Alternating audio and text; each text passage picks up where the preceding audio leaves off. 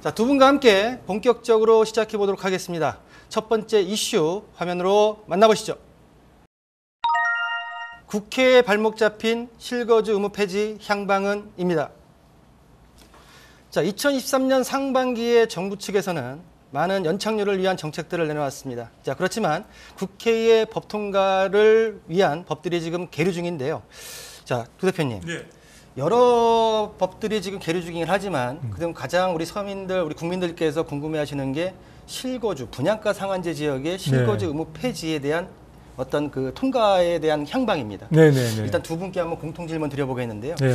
두 대표님께서는 이 지금 실거주 의무 폐지 논의에 대한 입장, 어떤 입장을 갖고 계십니까? 네, 이 실거주 이제 의무 부분에 대한 폐지는 저는 되어야 된다고 생각을 하고 있고요. 사실은 우리가 이제 부동산 시장 자체가 고금리로 인해서 굉장히 위축되어 있는 상황이 지속이 되어 왔는데요. 이런 부분에서 시장을 회복시키고 이제 활성화시킨다는 취지에서 정부가 이제 전매 제한과 함께 실거주 의무 폐지 정책의 추진을 이미 공약한 바가 있습니다.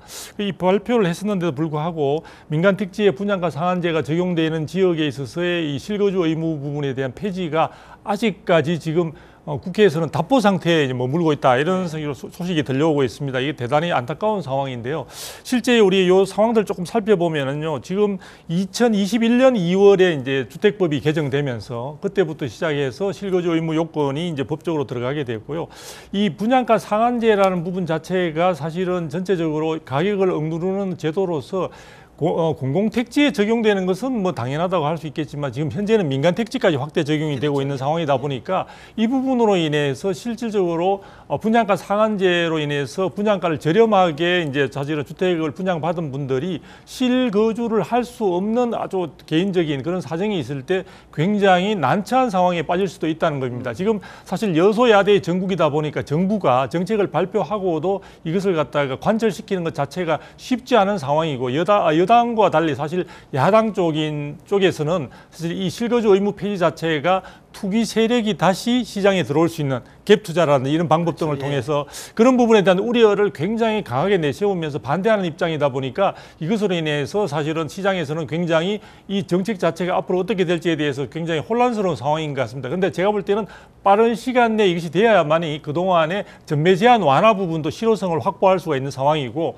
그리고 만일에 이 부분이 되지 않는다고 할 경우에는요, 지금 둔촌주공처럼 그 부분이 될 것으로 알고 사실 분양받은 분들은 굉장히 진퇴양난에 빠지게 되는데, 실제로 지금 주택법의 이 부분만 꼭 말씀드리고 싶은 게, 주택법 제57조에 이해해 보게 되면요, 만일에 이 실거주 의무 이걸 갖다가 지키지 않게 되면 어떻게 되느냐, 이게 벌금, 징역형 1년 이하의 징역 또는 1,000만 원 이하의 벌금에 처해진다는 상황이 됩니다. 그러니까 굉장히 주택 마련이라는 그 과정에 순수한 마음을 가지고 뛰어들었던 사람들조차 개인적인 사정에서 자칫하면 범법자가 될 수도 있는 상황이 아니에요. 그래서 저는 빠른 시간 내에 이 부분들이 정리가 됨으로써 많은 국민들이 혼란에서 빠져나올 수 있도록 이 부분들은 신속하게 국회에서 빠른 정리가 필요하다라고 생각을 하고 있습니다. 알겠습니다. 자, 법조항까지 우리 말씀해 주시면서 일단은 지금 그 통과 안 됐을 때의 피해 사례까지 말씀을 좀 해주셨고요. 자, 우리 정보연 위원님께도 한번 똑같은 질문 드릴 텐데요. 우리 그 두성규 대표님께서 말씀하셨지만은 통과됐을 때의 분명한 부작용도 있을 것 같아요. 그 부작용, 통과됐을 때요? 예, 통과됐을 때에. 네, 그러니까 이게 실거주 의무가 폐지가 됐을 때 말씀이신 그렇죠. 거죠? 네. 지금 뭐 전 정부에서 실거주 의무의 규제를 법령을 진행시켰던 이유가 분명히 있던 거였기 때문에 현재 지금 모든 규제 완화를 간다고 하면 규제 완화로 가면서 폐지가 됐을 때 이 폐지로 인해서 또 반대적인 그 피해 사례가 있을 수 있다고 생각하는데 그 내용은 어떻게 생각하십니까? 일단 이게 실거주 의무가 폐지가 됐을 때 야기될 수 있는 좀 안 좋은 상황에 대해서 말씀을 이제 드려야 될 것 같은데요. 일단 현재 뭐 전세 사기를 비롯해서 사회적으로 역전세가 좀 큰 문제로 이렇게 대두가 되고 있는 가운데에서 임대인의 DSR도 이제 추가적으로 확대가 논의가 되고 있지 않습니까? 시사한 바도 있는데, 그런 이제 연장선상에서 입주 시점에 실거주를 꼭 해야 되는 이 조항이 없어진다라고 하면 또다시 세입자를 앉혀놓고 받은 전세보증금으로 잔금을 처리하는 이런 형태로 좀 흘러가는 전개 양상이 좀 유지가 되면 또다시 갭 투자 또는 갭 투기에 대한 얘기가 좀 잦아들 가능성이 좀 있다라고 보여지고요. 그게 이제 현재 그 유례 없던 어떤 이제 역전세 시장에서 좀 이제 사회 참여자들, 그 주택시장 참여자들 사이에서 좀 이렇게 찬반 논의가 좀 많이 있고, 실제 4개월 동안 그 주택법 개정을 두고 국회에서 계류 중인 이유도 그 최초에는 이제 주택시장 안정과 정상화를 위해서 폐지를 해야 된다라고 도입이 됐지만 상반기 동안 좀 반등하는 모습도 있으면서 여기 다시 이제 그 임차인 보호에 대한 얘기가 좀 논의가 커지다 보니까 그냥 이렇게 논의가 되지 않는 이제 그런 그러면 분위기인 것 우리 같더라고요. 위원님께서는 우리 네. 그 두성규 대표님은 실거주 의무가 빨리 통과되는 게 맞다라는 네. 입장을 표명하셨고요. 네. 우리 위원님께서는 어떤 입장이십니까? 저도 큰 틀에서는 그 통과가 돼야 되는 게 맞다라고 생각을 하고 있는데, 애초에 일산 부동산 대책 때 패키지로 발표가 됐었는데요. 그때 이 조항을 담고 있지 않았다라면은 폐지를 안 해도 큰 상관은 없었을 겁니다. 네. 그런데 뭐 전매 제한이라든지 다른 여러 규제 완화와 함께 그 이런 이제 실거주 의무, 일명 이제 전월세 금지법 이게 이제 폐지를 하겠다라고 나오니까, 사실 둔촌주공 예를 이제 박사님께서 들어주셨지만 지난 연말에 1순위가 3.7대1 정도로 생각보다 굉장히 저조했었거든요. 그렇죠. 그리고 연초에 그 무순위까지 나왔을 때는 분위기가 싹 바뀌면서 4만 개의 통장이 몰렸습니다. 그랬을 때 그 전매 제한도 가능하면서 실제 거주하지 않아도 되는 이런 그 조항까지 더해지다 보니까 잠재 수요가 유효 수요로 들어왔었는데, 네. 그러면 지금 2021년 이후에 민간 택지까지 이런 그 실거주 의무가 적용이 확대가 되면서 들어가는 이제 가구가 한 4만 4천 가구고 사업장이 아파트 단지가 한 66개 사업장이 되거든요. 네네. 그럼 여기에 이제 청약에 당첨됐던 분들은 어떻게 이거를 판가름해야 될지 좀 굉장히 혼란스러울 것이고요. 그러니까 제가 모두에 이게 아예 내용이 없었다면은 상관이 없겠지만 하겠다라고 안을 담아놨다가 지금 다시 이렇게 좀 무르는 상태로 가게 되면 좀 정책 신뢰 측면에서 나중에 이제 사회 구성원들 간의 어떤 신뢰 문제로까지 좀 번질 수가 있기 때문에 주겠다 해놓고 약속 이행을 안 하면 뭐 쉽게 말한다고 하게 되면 네. 줄 테니 줄게 일단 먹을 준비하고 있어라고 했지만은 안 주는 모양새가 돼버리게 되면 신뢰성을 떨어뜨린다라고 예, 그 좀 문제도- 이해를 하면 될 것 같은데, 자, 두 분의 입장은 실거주 의무 폐지에 대한 그 통과에 있어서 통과되는 게 맞다라는 두 분의 의견을 주셨고요. 네. 자, 그러면 자, 국토부가 제출한 개정안의 내용을 보면 그 통과돼야 된다는 당위성의 이유를 보게 되면 네 가지로 이제 압축시킬 수가 있어요. 자, 첫 번째로는 주거 이전에 지나친 제한이 있다. 자, 두 번째로는 과도한 규제 비용이 든다. 또 세 번째로는 신축 부동산의 임대 공급이 위축된다. 또 네 번째 마지막으로는 규제 적용 단지와 비적용 단지 간의 형평성 문제 등을 꼽았는데, 이 네 가지로 함축시키는 것 외에 아니면 이 내용에 있어서 약간 보완점이나 아니면 주장을 좀 달리하는 점이 있는지 두 대표님께서 한번 말씀해 주시죠. 제가 보기에는 어쨌든 이제 국토부의 이 정책을 통과시키기 위한 주장인데, 저는 뭐 거의 나올 만한 내용들을 다 이제 적절한 근거로서 제시를 하고 있지 않나라는 생각이 들고요.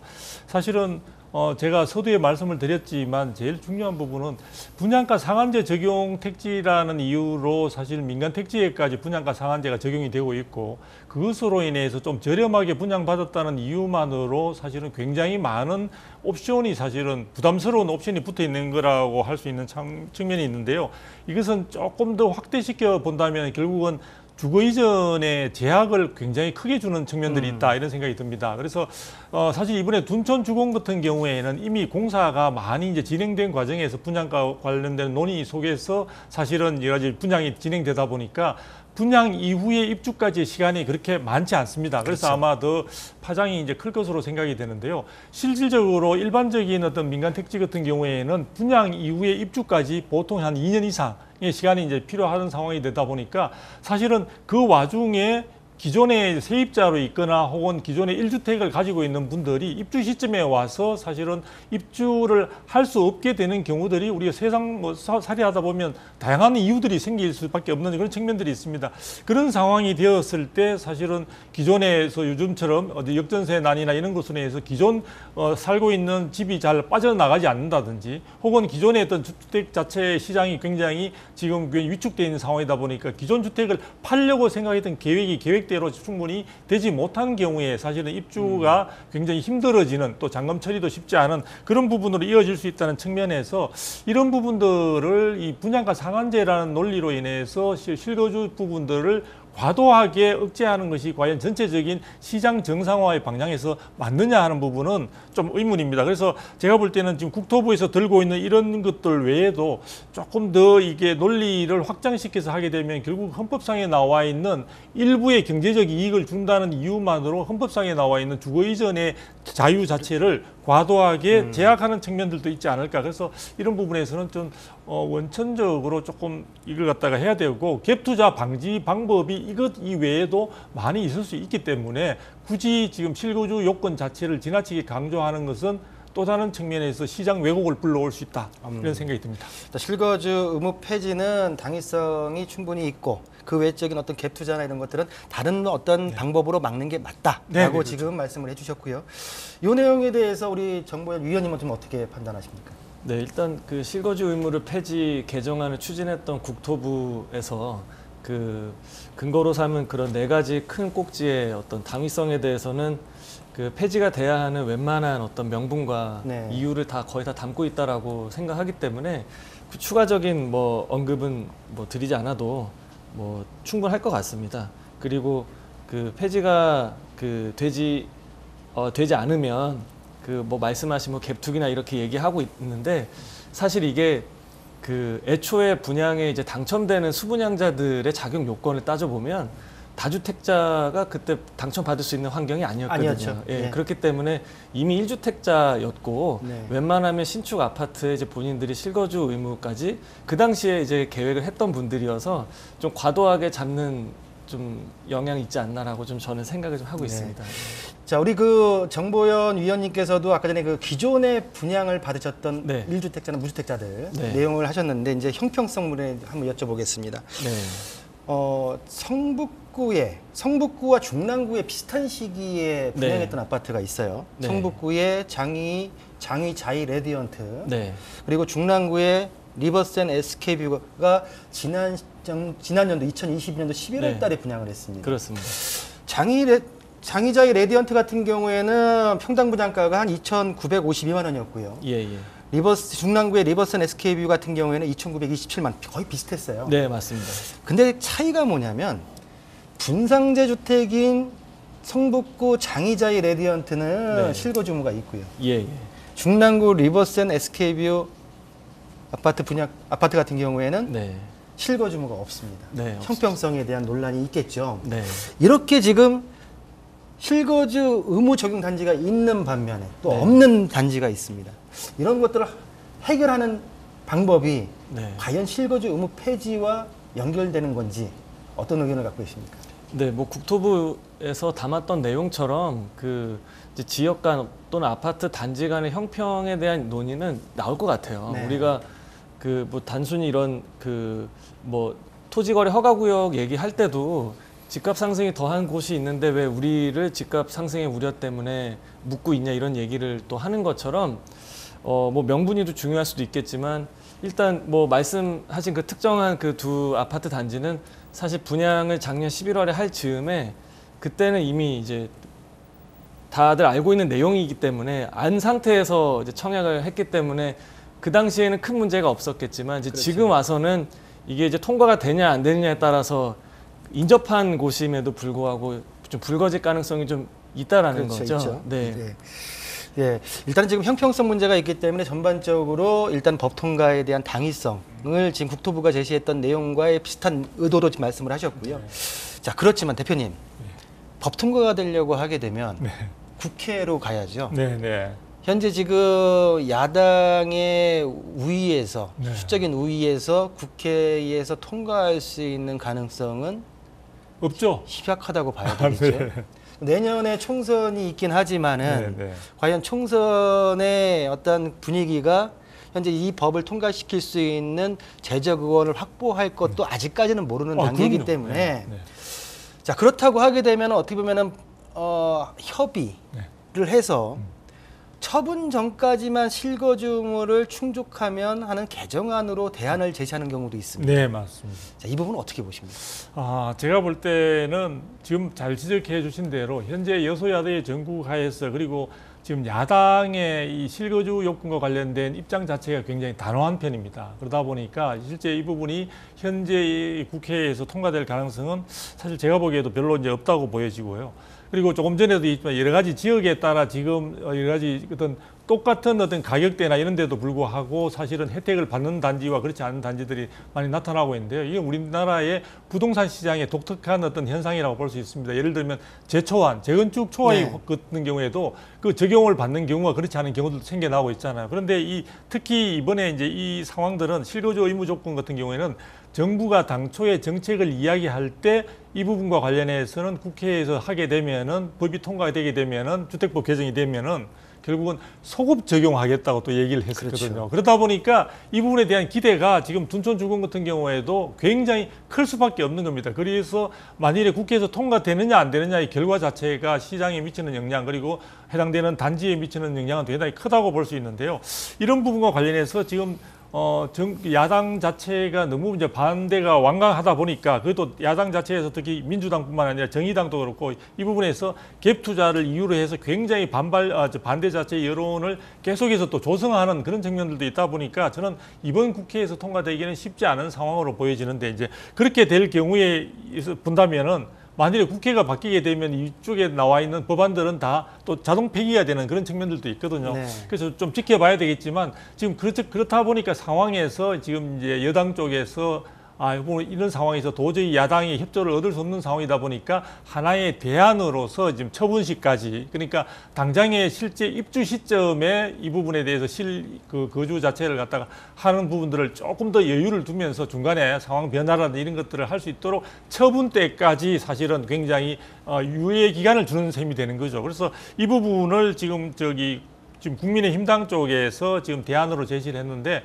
저는 야당 쪽에 사실은 이번에 좀 전체적인 시장에 국민들이 이 부분에 대한 이해관계가 적지 않다는 점 그리고 민간 택지까지 분양가 상한제가 확대 적용되고 있는 이런 현실을 감안할 때 야당에서도 조금 이 대안 부분에 대해서라도 좀 적극적인 어떤 자세로 호응해 주셨으면 하는 생각을 가지고 있습니다. 그분들이 뭐 반대하면 어쩔 수 없는 거지만 오죽하면 여당에서 이런 대안까지 제시했겠습니까? 그래서 이 대안 자체를 저는 사선책으로 보고 있고 이 부분에 대해서 보다 야당의 적극적인 호응을 저는 기대를 하고 있습니다. 그 대표님의 바람 말고요. 네. 통과 가능성. 이 대안이라도 통과할 수 있는 가능성이 왜냐하면 우리 시청자분들께서는 특히 둔촌주공이 2025년도 1월 달인가가 지금 입주인 걸로 알고 있습니다. 그렇다고 하게 되면은 내년 총선에서 이 법을 통과할 수 있는 의원 종족수가 매겨지지 않는다고 하게 되게 되면 굉장히 난감한 상황이 벌어지는 말이죠. 그러면 이 지금 차선책에 대해서라도 통과 가능성은 어떻게 보십니까? 저는 사실은 지금 뭐 정치권의 움직임이라는 게 제가 개인적으로 볼 때는 쉽지 않은 추적이 될 수가 있겠습니다만 이 대안 부분에 대해서는 어느 정도 야당에서도 조금 적극적으로 검토해 볼 수 있는 여지가 있지 않을까. 그래서 지금 제가 볼 때는 지금 뭐 말씀을 드리자면 김정재 국민의힘 의원께서 대안으로 제시를 했는데요.